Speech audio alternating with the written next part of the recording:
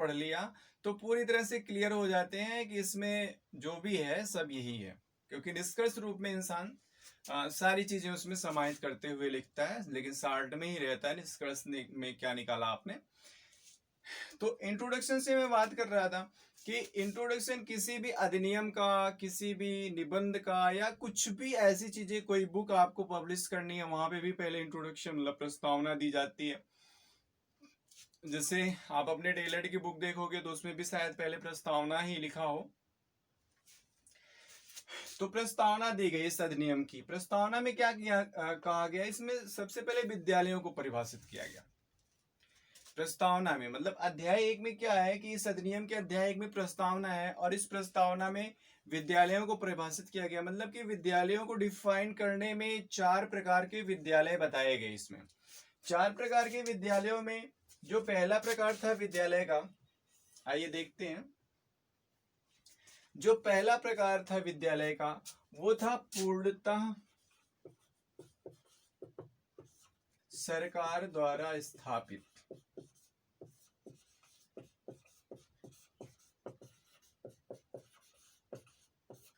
पूर्णतः सरकार द्वारा स्थापित विद्यालय था। दूसरा जो था, पूर्णतः सरकार मतलब राज्य सरकार की बात की जा रही है। दूसरा जो था वो था निजी लेकिन अनुदानित विद्यालय।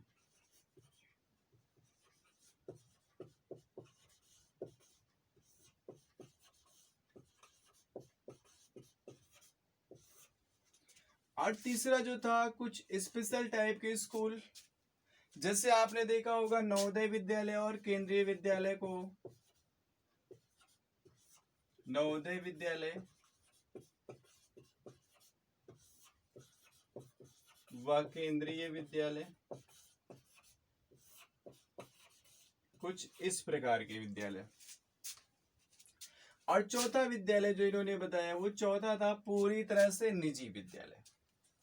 ठीक है, तो निजी विद्यालय में ऐसे निजी विद्यालय जिनमें अनुदान नहीं आता है, मतलब अनुदान ना प्राप्त करने वाले।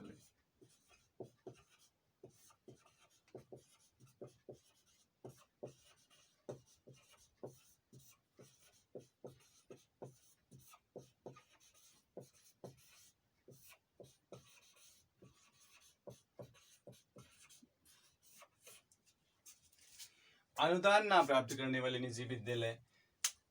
तो इस तरह से आप देख रहे हैं कि अध्याय 1 जो कि प्रस्तावना है, प्रस्तावना में बताया गया कि 4 प्रकार के विद्यालय को परिभाषित किया गया।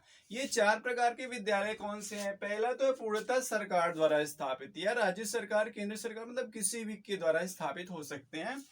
दूसरा पॉइंट अनुदानित विद्यालय, वैसे ज्यादातर यहाँ पे राज्य सरकार की ही बात की जा रही है क्योंकि ये केंद्रीय विद्यालय है, केंद्र सरकार द्वारा स्थापित।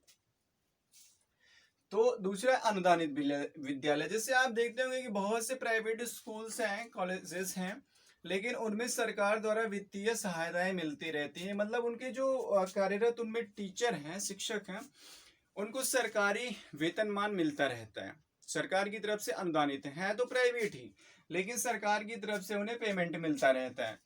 तो इस तरह से ये अनुदानित विद्यालय हुए। और तीसरे टाइप के विद्यालय की बात की जा रही है नवोदय विद्यालय या केंद्रीय विद्यालय की। नाम सुने हो शायद आप, या देखे भी हो, या कुछ लोग उसमें स्टडी भी किए होंगे। नवोदय विद्यालय या केंद्रीय विद्यालय में वहां आप देखते होंगे कि सारी की सारी सुविधाएं केंद्र सरकार की तरफ से, यहाँ तक कि निरमा साबुन या ब्रश मंजन जो भी रहता है, छोटी छोटी आवश्यकताएं भी आपकी सरकार की तरफ से पूरी की जाती हैं। इसके बाद चौथा जो टाइप है विद्यालय का, वह अनुदान ना प्राप्त करने वाले निजी विद्यालय, मतलब ऐसे प्राइवेट कॉलेजेस जिसमें अनुदान नाम की कोई चीज नहीं आती है।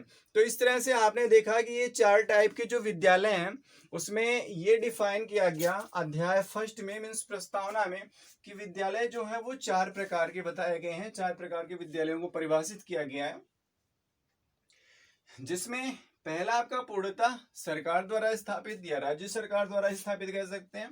दूसरा है प्राइवेट मतलब निजी लेकिन